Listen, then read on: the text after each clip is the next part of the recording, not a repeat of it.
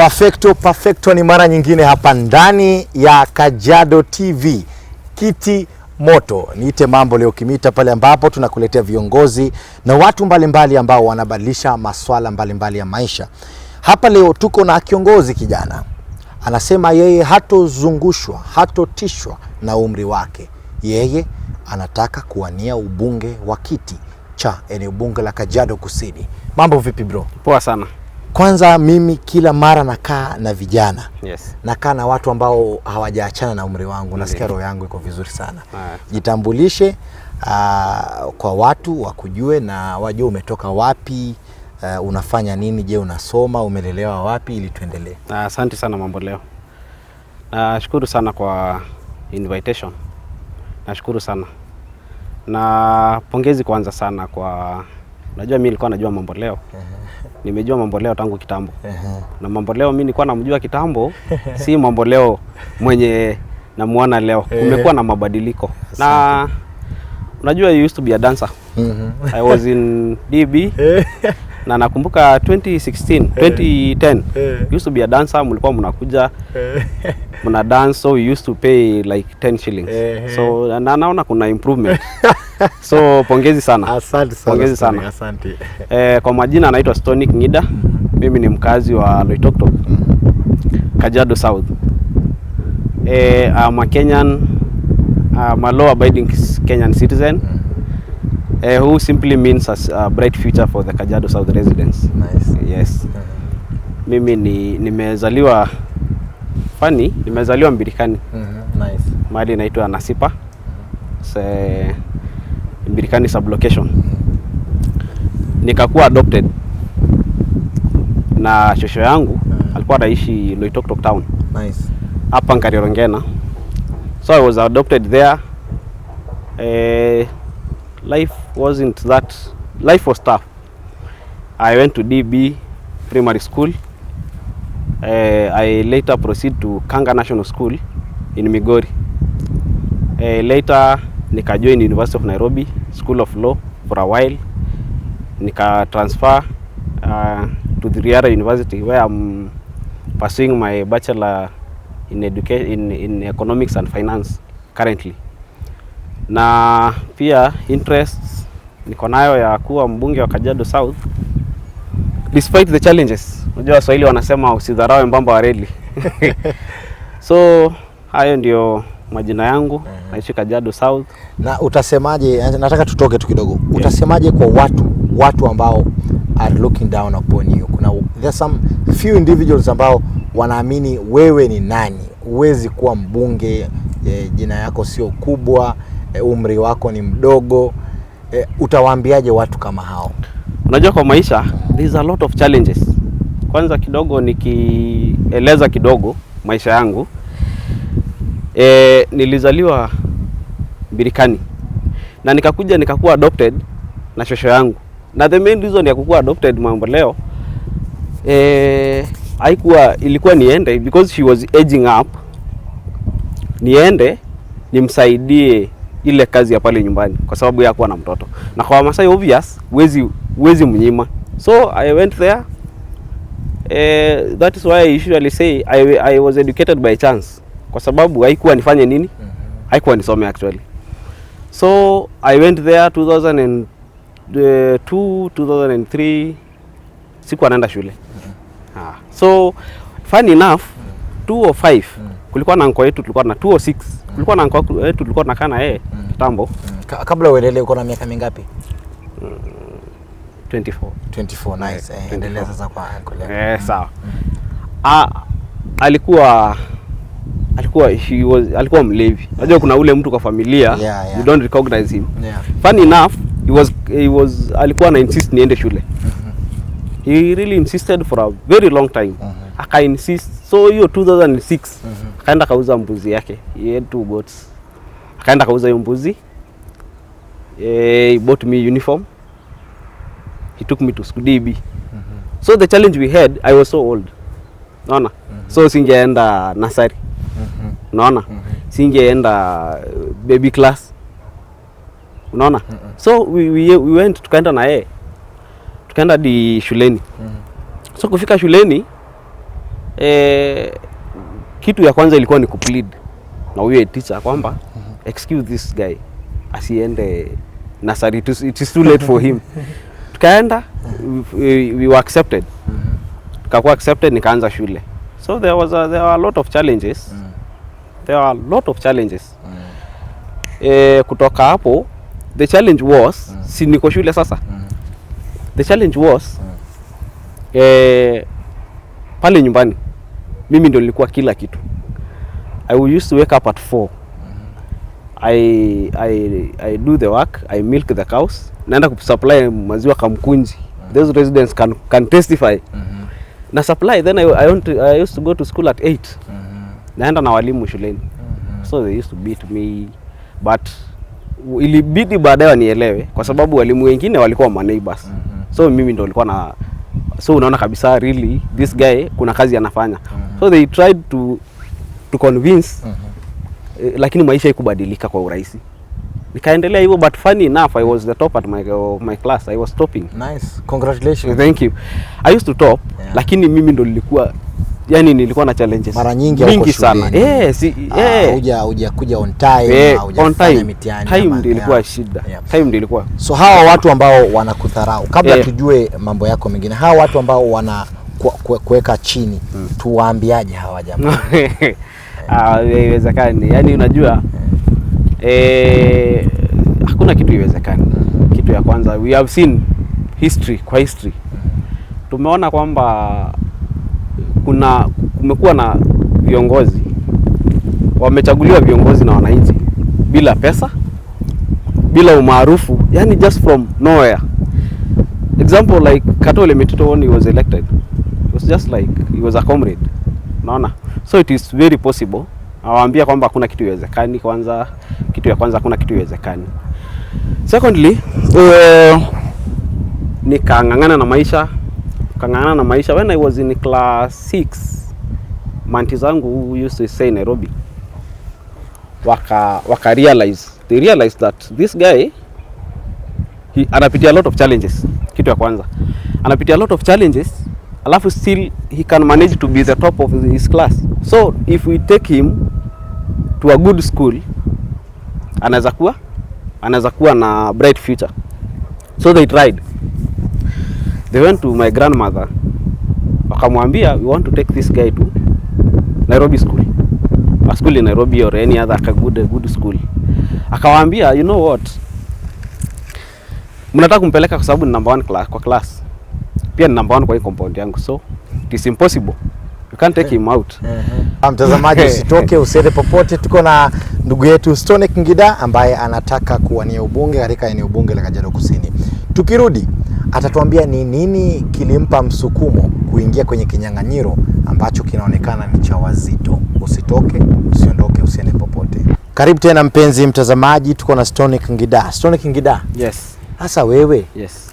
Mwanafunzi wa masuala economic na finance. Yes. Mtoto wa nyanya. Yes. Nini hiyo imekutoa uliko ukasema I want to vie for the MP position? What is your drive, Stonik?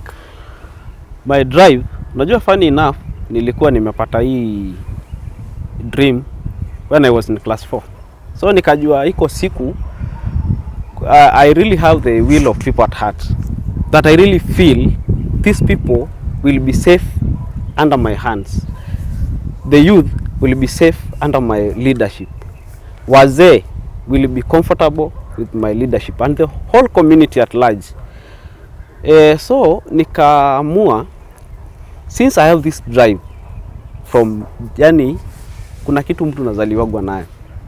Na nilikuwa, I used to tell my family, my father, my siblings, that one day I will run for this position. Kwa sababu I really know these people, I really know the challenges, I have the solution for their challenges. And they thought, they believed, yes, I can, but not this soon. Wao walidhani labda ni 2032 huko after nimejiestablish. So nika declare interest all of a sudden. Declare interest, my parents hawakuwa naamini, my neighbors, my brothers hawakuwa naamini, but mimi nilijitosa ulingoni. Na hata even my own clan. My own clan walisema weka mkutano. Unajua I declared interest earlier. Wakasema weka mkutano tukuje tukurudishe kwa sababu you are still very young, hauwezani na hii ground. So nikalenga kwanza hiyo story. Mimi nikakuwa naenda kwa mikutano wakaona they saw some potential in me. So they bought my idea later. Especially after Kato declared interest that mimi sitaki hii kiti ya MP. So they saw they got some lights, though nilikuwa na tia nguvu sana. Naambia tutembeni kwa sababu nilikuwa na kitu msukumo ndani yangu inaniambia yes you can. Na nikaingia kwa ground. Na ground si mbaya sana, japo hakuna aspirant anasemaga nini yake ni mbaya mpaka hiyo siku ya kiyama kila mtu anasemaga ni kuzuri. So kuna hiyo I feel that. Unafikiri who are your biggest supporters right now in your quest to be the Kajiado South MP? Who are your biggest supporters so far? Biggest supporters, I really appreciate my age mates. Rika. Wamasai tunakuwa na Rika. And so far they have seen that I'm representing them very well. I'm making the whole constituency see that they also exist. Naona? So they really appreciate. Rika yako ni gani kwa Kimasai? Iltwati. The young Iltwati, the youngest generation. So far, I guess, the youngest so far, it is Iltwati.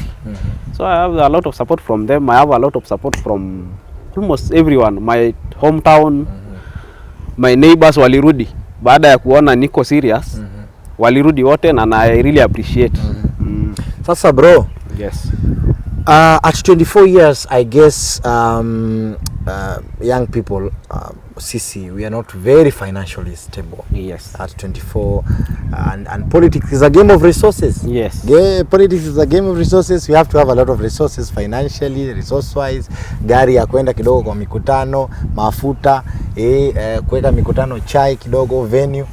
How are you managing? How are you managing? Ama we ni dynasty? Hapana, unajua when I declared interest, mimi hata siku hata na chochote. Sasa hii hata at least kidogo, mkutano kidogo, ama there is some improvement. Na mimi nilianza nikaweka imani mbele mambo leo. Nikienda mkutano ya kwanza, siku hata na fare. Siku nayo, lakini I could go there. Niliingia UDA, naenda kwa mkutano wa UDA. I go represent my views. Siogopi.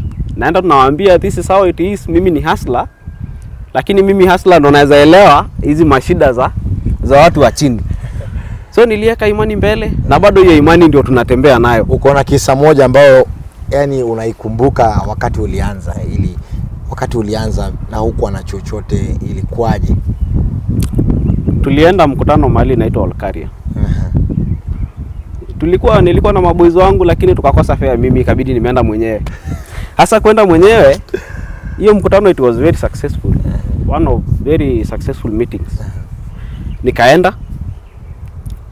I really challenged them, aspirants wenzangu kwa mkutano. I really, hata saa hii nadhani kidogo huko niko na support kubwa sana kwa sababu ya ile challenge niliwapea kwa mkutano. So funny enough, tukirudi nyumbani uliwapatia changamoto gani? Ile tu niliwachallenge kwamba hii mambo ya rika does not determine anything in leadership. Na wananchi walifurahi sana. Walifurahi sana na ile challenge. Funny enough, wao baadaye ndo walinileta nyumbani jioni. Wao wenyewe ndo walileta nyumbani kwa sababu sikuwa na means ya kutoka huko. So life is full of challenges na imani, hopes, mambo leo keeps us moving. True. The main reason, unajua hata saa nyingine maisha ni kurisk. So but there is some hope. Hope that mbele iko sawa. So hiyo imani ndio tuko nayo. I'm really motivated, Stonik. Yes. And what I want to tell you, Kajiado TV is a firm believer in youth leadership. Thank you. We don't endorse you, but we believe in youth leadership. Yes. And that is why we are hosting you. Thank you. One important thing about lazima tujue. Yes. Do you have a godfather, a political godfather who you look up to, unatamani kukua kama yeye, ama anakusupport, ama anakushauri, ama hata kama hamna direct link, you really look up to him or her? Katole Mitito, obvious in Kajiado South politics, in inspires me a lot. I admire his strategies, and that's why I've been in UDA despite the challenges that are there. Tutaongeleza challenges. Despite the challenges, so he really inspires me when it comes to politics in Kajiado South. Yes, that's nice. So anyone else in the national outlook? William Ruto, of course. William Ruto, of course, he really pia ametoka mbali kama sisi. That we have one common characteristic, one common thing, that sisi anatu inspire kwamba pia alitoka chini na msai ako hapo juu. So he really inspired the vijana. Stonik, the hustler slogan. Yeah, it is in the public domain ya kwamba wewe utatumia mrengo wa hustler. Is it true? I want you to confirm it here. Very true. Nimekuwa UDA since Katoa declare interest ya there was a lot of challenge. Unajua mimi nilikuwa declare interest kabla aseme anataka kuwa governor. But we had no there was no enmity between us. So when I declare kuwa governor, nikaona mrengo, I've said he inspires me. So nikaona the solution, sasa this is a good team, is a good strategist. Nikasema it is very good ni work na yeye. That's why I declared interest, nikaenda UDA. So niko UDA. Nice. Yes. Yesterday, the few days ago, yes. Mheshimiwa William Ruto was in Loitoktok, yes. was in Kajiado South for the meet the people tour. Na haukuonekana, na leo umezungumzia UDA has challenges in Kajiado South. Yes. What are these challenges that you're talking about? The challenge that I personally am facing, which is the truth. Yeah. He was in Kajiado South. First, Ruto was in Kajiado South, in Oltukai, but he was meeting the Eastern Bloc, people from the 3 counties from Kampani. Yeah. So he was not meeting the aspirants. Really, not really. His main agenda was not the aspirants. Yeah. So that was one. And when he came to Kimana, it was very late. It was very late, and I guess it was a bit fair that no aspirant got the chance to speak to wananchi, and that was very fair. The only thing which inaleta pressure kidogo ni Bazu.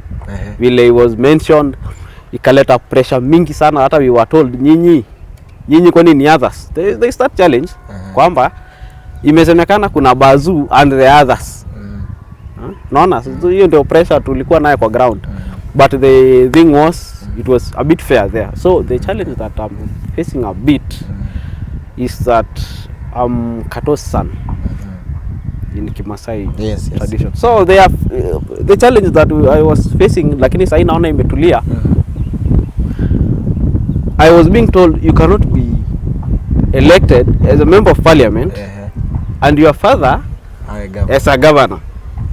So that was the challenge. So we are trying to drive the point that despite that we have that relation kidogo, I support Katole Mitito, yes, but the fact that we share common ancestry, we come from one clan, is none of the reasons. Si reason ndo maana namsupport. So hiyo challenge yenye I had earlier kidogo, lakini naona hiyo imetulia kidogo. Tunawaambia sisi we are moving as as one community. Yeah. Kwamba let us vote ideas, not the clan, not the mambo ya age set, not the age set factor, not clanism. So that is the challenge I have. Kwamba mimi ni kijana ya Kato. Naambiwa baba yako haizi kuwa governor na wewe ukue mbunge. You've talked about ideas as we wrap up. Yes. Na ideologies na agenda. Yes. Vitu vitatu ambao utaconcentrate nayo ukipatiwa nafasi ya kukuwa mbunge wa Kajiado Kusini. Vitu vitatu. One thing, employment for the youth. Unajua watu wengi, wanasiasa wengi wamesema employment, but they have no idea of how to bring this employment strategy. Ndio watu vijana wapate ajira. One, we have to use, as we look at Kajiado South, which raw material are available. One, sisi hapa ni wakulima wa nyanya, kitu ya kwanza. Unajua they do that, wanalima alafu wapati ile feedback mzuri kwa sababu ya mabroka, kitu ya kwanza. And if we bring idea kama company ya kutengeneza nini, inaitwaje plant ya kuprocess kitu kama tomato sauce, you can help a lot of youth get employment through the plant. We using the raw material which are available. Unaangalia pia hapa kuna nini hii ya mahindi, kuna soko ya mahindi mingi hapa. So we have to create the industries to create employment for the youth. Unajua being an MP, it means you are a leader of almost 200,000 wananchi.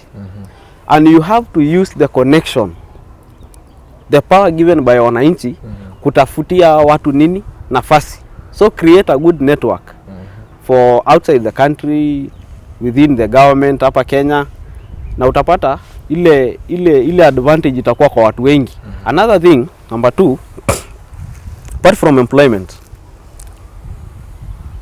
kuna hizi contract za serikali. Hizi contract tuache kupatia mtu mmoja. Vijana wako na vikundi, kina mama wako na vikundi, wazee wako na vikundi. So if you try and look, contract worth 50 million kuliko isaidie mtu mmoja, and that is what it's the idea of bottom up.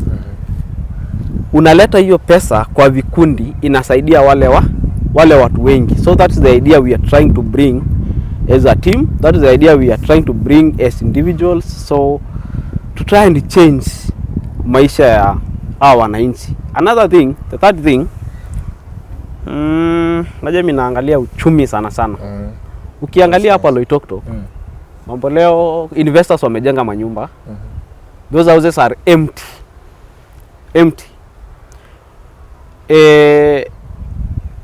Bringing one university or technical college, hizo nyumba na unapata mtu amejenga na loan. Na hizo loan pia lazima niongelele kidogo kwa sababu the banks are offering very high interest. Napata unalipa loan na iishi, sijui kama unapitia hiyo challenge wewe. So the interest is very high. Alafu kitu kingine ukiangalia hiyo land will appreciate. Ukileta kitu kama university, boda watafaidika, mama mboga atafaidika. So that is the small changes, the changes that we want to bring in Kajiado South. Bwana Stonik Ng'ida anazungumza mambo ambayo ni ya nguvu sana. Amezungumza mambo mawili. Amezungumza kuhusu uchumi, amezungumza kuhusu elimu, na amezungumza pia kuhusu jasiriamali na investment. So I think there's a powerful agenda. All the best, Bwana Stonik Ng'ida. Thank you very much. I am really inspired. You inspire a lot of young people out there. Thank you.